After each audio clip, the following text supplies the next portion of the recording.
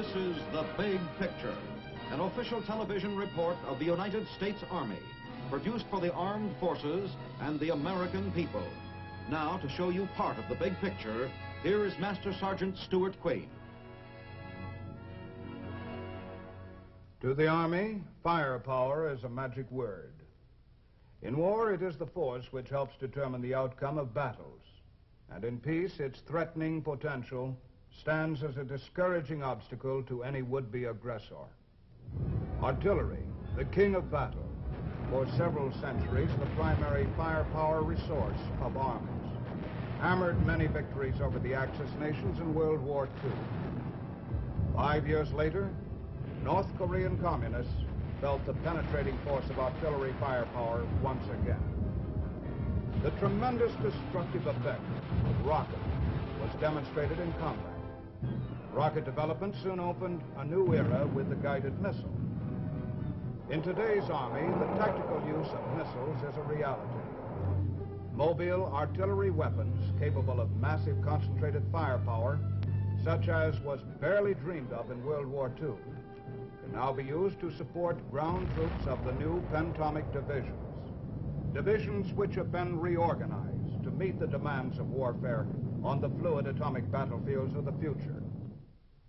This week, the Big Picture camera brings you a close-up of the 42nd Field Artillery Group with the 7th Army in Europe, as it wields two of its most formidable weapons, the Corporal guided missile and the 280 cannon, into action for a test alert.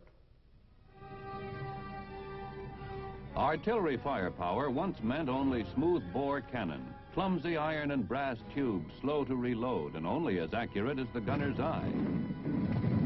At the time of the American Revolution, the firepower of musketry generally won each battle, and foot power was the key to Army mobility. Not until the Civil War was artillery firepower utilized to its fullest extent. Improved gun and projectile design made greater accuracy possible, and the destruction wrought by artillery proved decisive in more than one major engagement. But the First World War saw field artillery develop to a precise and devastating dimension, clearly the arm of decision in the trenches of France.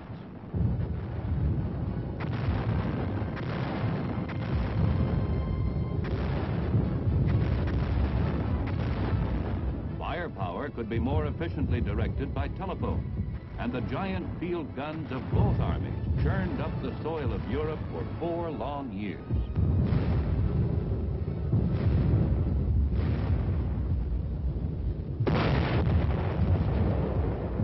It was the artillery's war, probably more than any war in history. But where firepower had triumphed, mobility barely existed. When the artillery moved, it moved slowly, and usually by horse.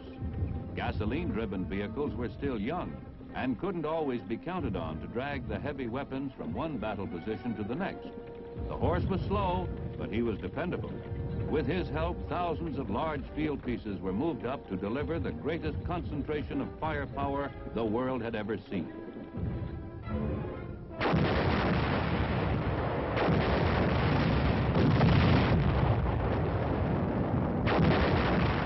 Mobility characterized warfare in World War II, and self-propelled howitzers gave artillery the speed and movement it needed to increase its effectiveness. Evidence of this effectiveness was everywhere as the Axis nations crumbled in defeat. 5 years later in Korea, firepower was needed once again to neutralize enemy resistance. Hampered by the rugged, mountainous terrain, United Nations forces frequently found that carefully controlled artillery firepower was a vital preliminary to any infantry attack.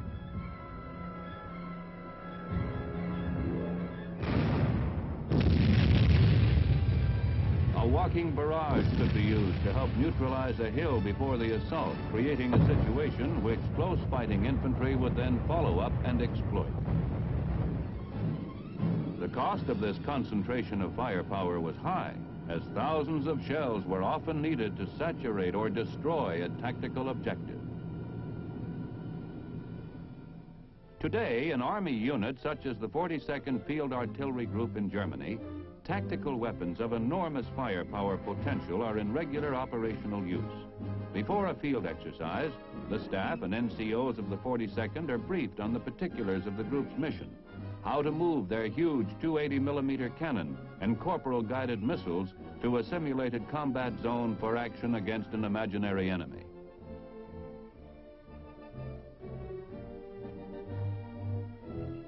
Perhaps the big picture camera can interrupt the 42nd's commanding officer for just one moment. Colonel Blair. May we ask you some questions, sir? Yes, certainly. Will you tell us what this briefing is all about? Yes.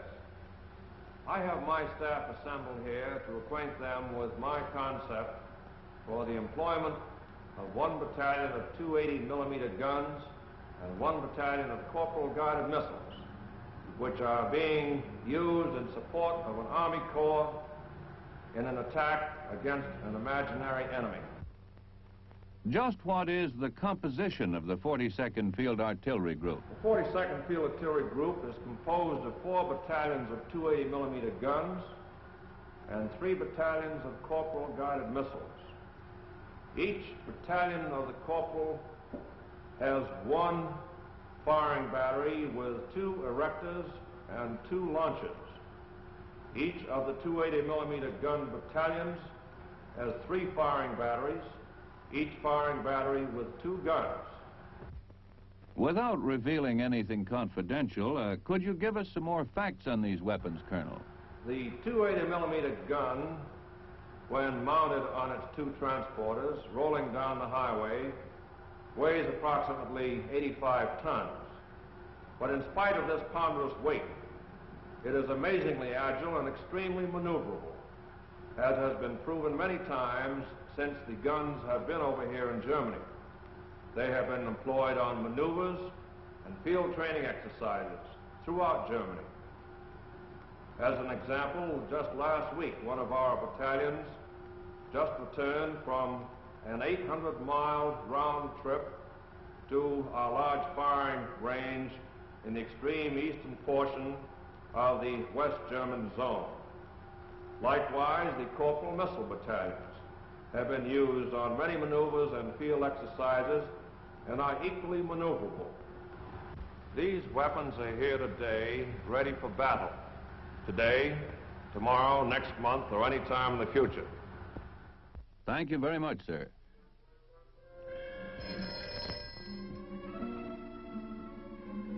Following the briefing session, each participating battalion receives the alert message. From this moment, every man is expected to carry out his duties as if the test alert were an actual combat situation. Telephone communications begin a chain reaction, which carries throughout the battalions.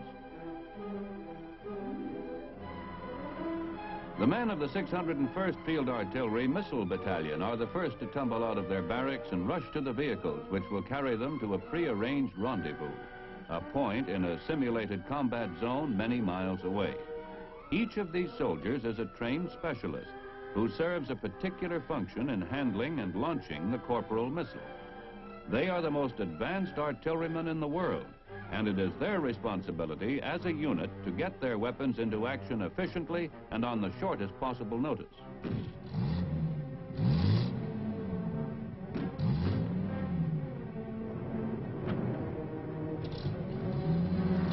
All battalion vehicles are gassed and oiled and kept in readiness for a real emergency, which is only simulated in this exercise.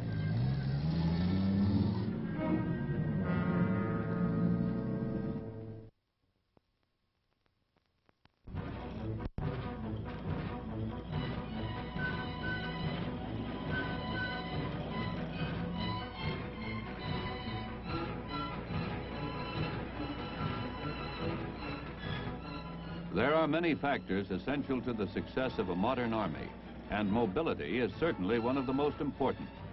Gone are the days when weapons were restricted by the shortcomings of the equipment which moved them. An entire corporal missile battery can be transported by fast, maneuverable vehicles. Like the huge skeletal erectors which lift the missile hydraulically and stand it upright in firing position. The Corporal itself is hauled in its giant steel tube aboard a 40-foot trailer truck.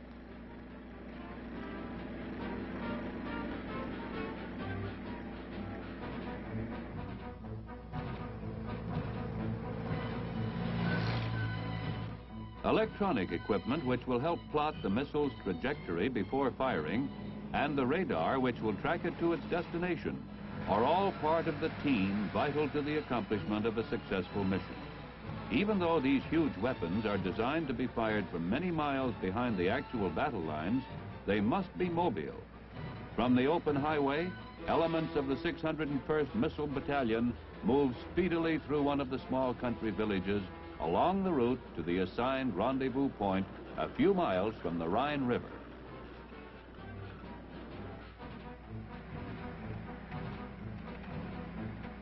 Because of its conspicuous size, the Corporal convoy uses a small clearing in the German forest for its firing position. This enables the crew to take advantage of the natural cover afforded by the surrounding trees and provides the missile with some protection against enemy observation and air attack. Because the Corporal is a ballistic missile, the kind which must be aimed, all of the equipment used to set it in firing position is highly specialized. It is necessary to the accuracy of the weapon that it be perfectly positioned before firing. Resembling more a gigantic length of stovepipe than the last word in artillery weapons, the missile can be quickly unloaded and set up.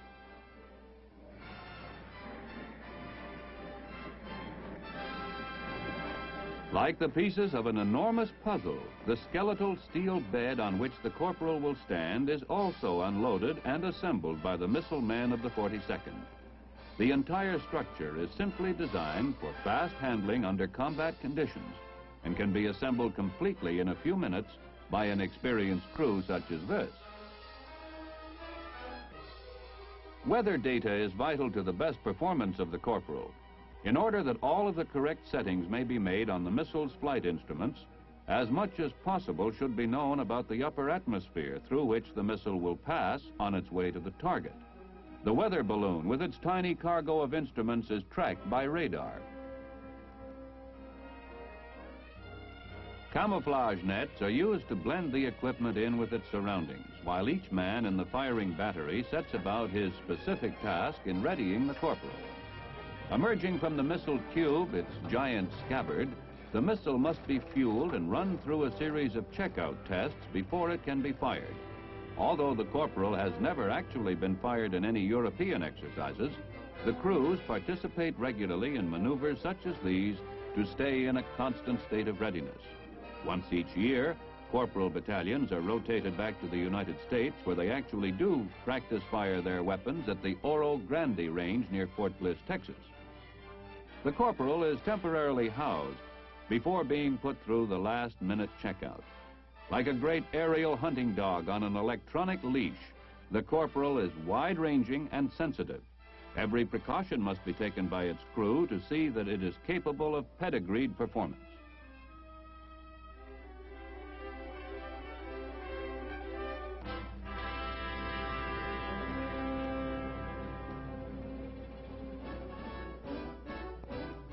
Companion weapon to the Corporal in the 42nd Field Artillery Group, the 280mm cannon is the largest field piece in the Army. Considerably heavier than the missile, the 280 has also been designed for rapid movement behind the battle area. Capable of firing an atomic shell as well as conventional high-explosive projectiles, the 280 can deliver a devastating firepower concentration more than 20 miles from its firing position.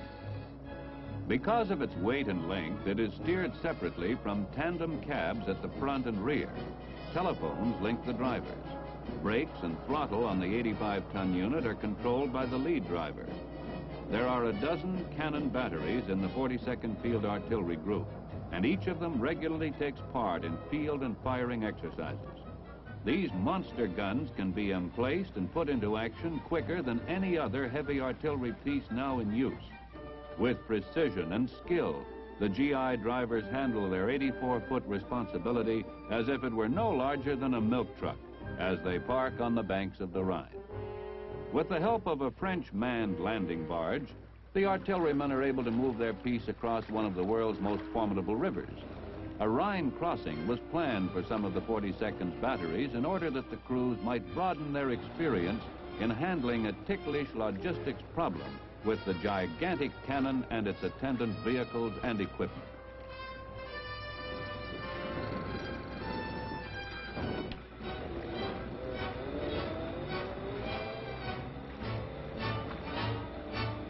Loading the monster gun aboard the barge presents a special problem to the men of the 42nd, which they manage to solve quickly and without mishap.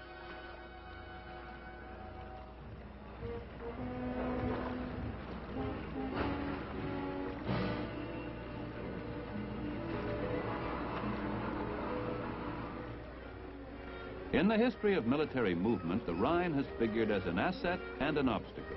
For Germany, the Rhine has long been a natural defensive barrier, one fiercely defended in 2 world wars. To an attacking army, the river is an imposing obstacle across which troops under fire could move only with the greatest hazard and difficulty. As they cross the river slowly with their burden securely in place, the French crew takes over temporarily, allowing the soldiers of the 42nd a moment's respite from their fast-paced day. Because their Rhine crossing is only an exercise, they have an opportunity to share with the armies of history a military experience under ideal conditions. In an actual combat situation, the cannon would be moved and fired, then quickly moved and fired again in order to keep the enemy from locating its position. Navigating these highways is no trick for soldiers who are trained to drive the 280 rig over all kinds of roads under almost any conditions.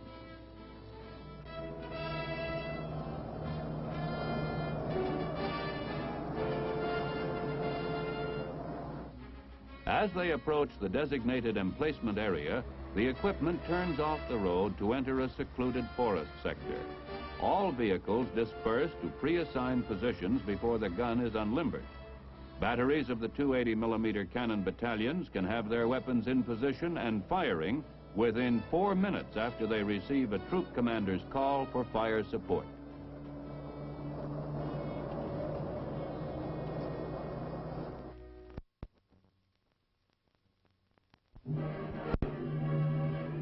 The men of the 280mm cannon crew work quickly to unload their vehicles and camouflage their weapon before it can be spotted by the enemy. The 280's size makes it a vulnerable target for the searching fingers of enemy artillery, missiles, or aircraft. And the destructive threat it poses to that enemy makes it one an aggressor force would try to locate and destroy quickly. Effective camouflage is an art every artilleryman learns early, because cover is a valuable defensive asset on the battlefield.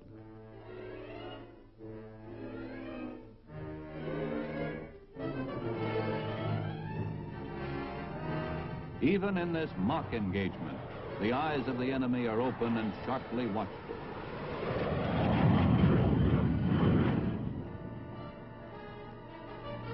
Those jets didn't materialize out of thin air.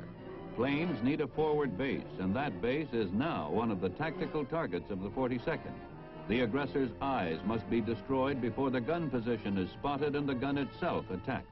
The best guess is that the enemy base lies somewhere north and east of the river. If the range of the 280 can't handle the problem, the Corporal battery certainly will. Deeper in the forest, another cannon from the 264th Field Artillery Battalion is already in firing position. The crew has not yet attempted to camouflage their weapon, but has taken advantage of what natural cover the trees provide. If a battery in combat had orders, as this one has, to proceed to its position and prepare to fire immediately, the 7-man gun crew might not have the time to camouflage their emplacement. Sergeant, may we interrupt you for a few questions? Well, certainly. Go ahead and take a break, man. What is your crew doing at this moment? We're preparing the gun for firing. We're checking our recoil systems, our bore sighting on the gun, cross level, and various things to get ready for firing. What is bore sighting? Bore sighting is when you line the axis of your tube with the crosshairs on your panoramic sight. How long have you been in the artillery? Approximately 6 years. How long have you been working with the 280 millimeter gun, Sergeant? 5 years. How do you compare the 280 cannon with other artillery weapons as far as accuracy is concerned? I'd say it was one of those accurate pieces of equipment I've worked on. What's the exact range of the 280? The exact range is classified, but it is approximately 20 miles. Thank you, Sergeant, for taking time out to answer our questions for the Big Picture audience. On another gun, not far distant, the crew is nearly ready to fire. The process of preparing a 280 millimeter cannon for firing is elaborate and painstaking. Even though standard high-explosive projectiles are the only type used in these exercises, they must be handled much the same as an atomic warhead with great care and precision. The cannon requires the concentrated attentions of the entire crew, each man a trained technician. Although the weapons in the field artillery are as scientifically precise as any which exists, artillerymen themselves will always consider their specialty a fine art.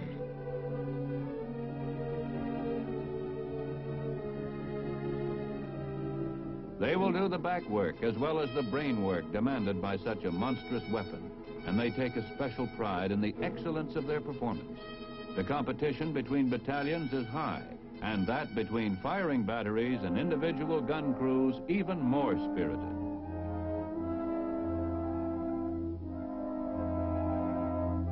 There is the last-minute touch, the final delicate adjustment before a cannon is ready and the order is given to fire.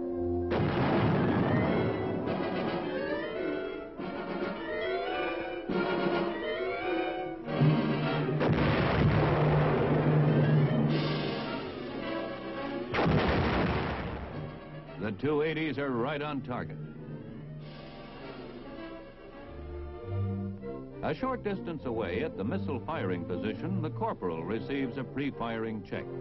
A test cable and compressed air lines are attached to the missile in order to check its control systems. Although the principles on which the guided missile functions are essentially the same as those of a 4th of July skyrocket, the weapon itself is an enormously intricate and complicated instrument of destruction. Once in flight, the corporal steers itself by means of movable fins in its tail, ensuring pinpoint accuracy. Once the corporal flight checks have been completed, the tent is removed to give the fueling crew room to work.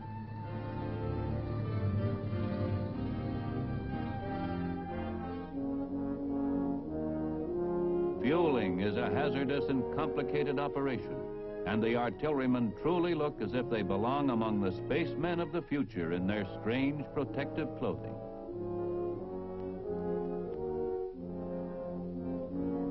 In combat, a single missile would receive only one feeding of the liquid oxygen and propellant necessary to satisfy its thirsty rocket on a one-way trip. During dry runs such as these, however, the corporals can be filled many times over with the amount of fuel which would ordinarily be required to lift the 5-ton missile from its launching bed. After the fueling operation has been completed and all of the pre-firing checks are found to be satisfactory, the corporal is ready to receive its lethal crown, the warhead it will carry to the target. Groomed and checked for a simulated launching, the missile is ready to be picked up and put in its vertical firing position. The crew first works the erector into place so that the corporal can be grabbed and drawn upward gently by the great hydraulic claws of the vehicle.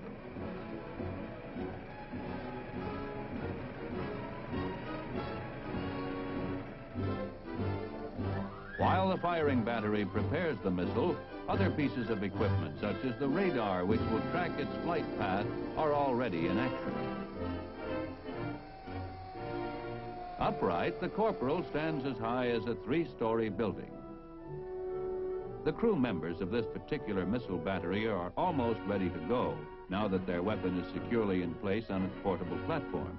Perhaps the Big Picture camera can interrupt them long enough to ask a few questions. Sergeant, what is your job on this crew? I'm the launcher section chief. What are the major duties you perform? To see that the launcher is properly in place, leveled, The missile is then brought to the launcher, released from the erector. The missile is then leveled, and we continue with our on-launcher servicing. What was the crew doing when we interrupted you? We were re-leveling the launcher. Why is that necessary, Sergeant? This makes for the missile being in the proper vertical position after releasing by the erector. How long have you been in the Army, Sergeant? Will be 15 years next month. Has most of your time been in guided missiles? No, it has not. I've been in it since January of 1955. Thank you, Sergeant, for taking a moment out of your work to talk with us. Among the tall trees of the forest, the corporal stands nearly invisible. Last-minute adjustments are made as the missile crew prepares for a simulated firing. Buried under a deceptive cobweb of camouflage netting, one of the vans, which carries the complicated electronic equipment controlling the missile, is alive with split-second activity. Preset figures which will help determine the flight path and the point of impact of the corporal are fed into the missile system before firing.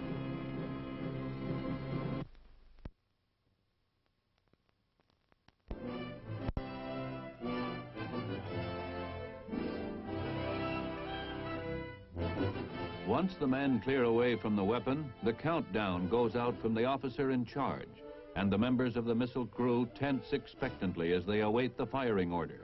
The men know their jobs well.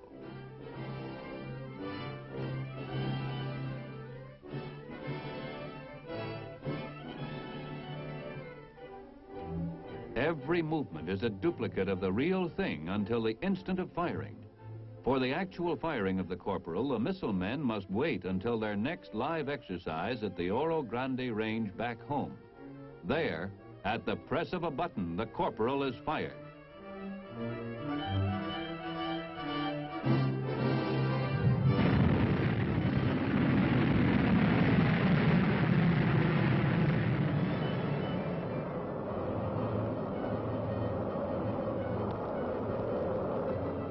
Searing the southwestern skies like a giant aerial blowtorch, the missile responds to the electronic commands of the highly trained missile men of the 42nd Field Artillery Group.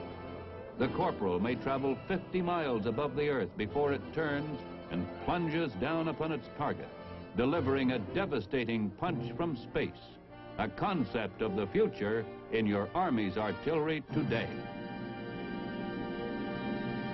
The training these men undergo with their weapons is a representative chapter in the continuing story of your Army's development of firepower and serves as a further deterrent to any future wars.